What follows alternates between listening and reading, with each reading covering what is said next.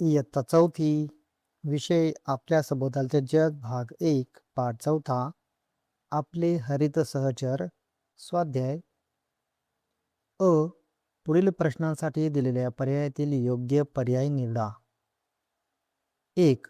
ज्या वनस्पती उंच वाढतात आणि ज्यांची खोड टणक असते त्यांना काय म्हणतात?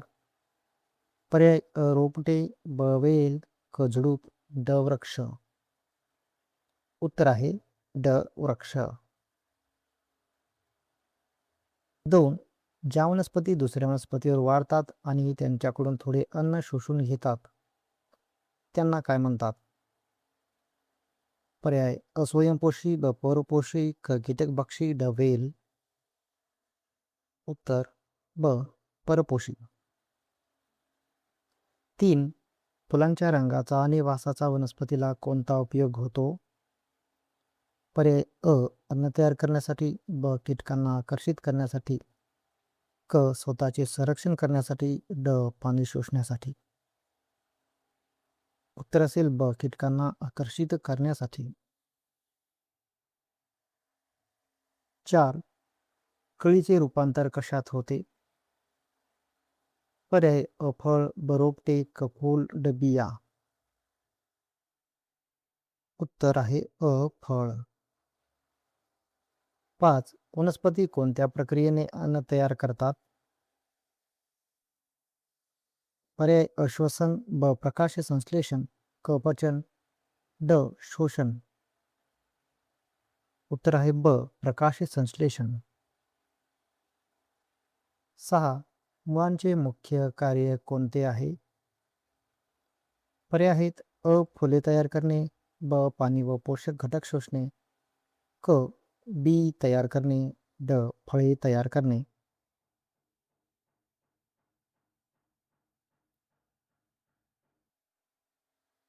उत्तर ब. पाणी व पोषक घटक शोषणे. हा. पुढील प्रश्नांची उत्तरे एका वाक्यात लिहा. 1. ज्या मुळाला मुख्य मुळापासून लहान लहान उपमुळे फुटतात ते कोणत्या प्रकारचे मूळ असते? उत्तर. ज्या मुळाला मुख्य मुळापासून लहान लहान उपमुळे फुटतात ते सोंडमूळ असते. 2. वनस्पती आपले अन्न तयार करण्यासाठी कोणत्या भागाचा वापर करतात?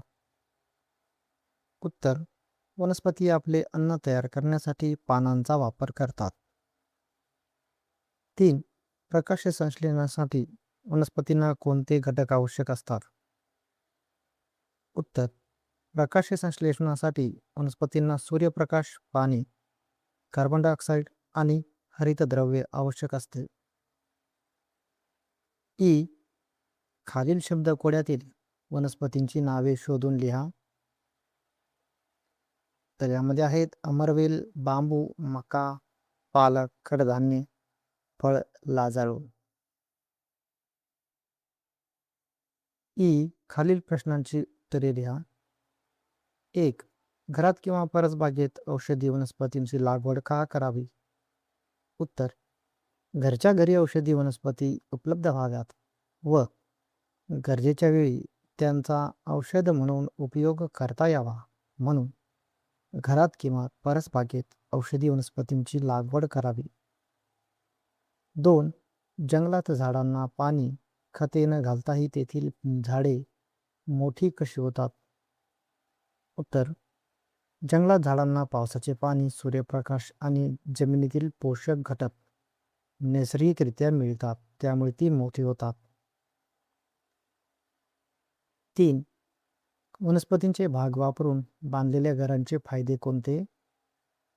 उत्तर. वनस्पतींचे भाग वापरून बांधलेली घरे नैसर्गिक, टिकाऊ आणि उन्हाळ्यात थंड राहण्यास मदत करणारी असतात. उ. चित्राचे निरीक्षण करून वनस्पतीच्या भागाचे नाव व उपयोग लिहा. उत्तर आहे फळे. उपयोग. फळांचा उपयोग अन्न म्हणून केला जातो. खोड वनस्पतीला आधार देते.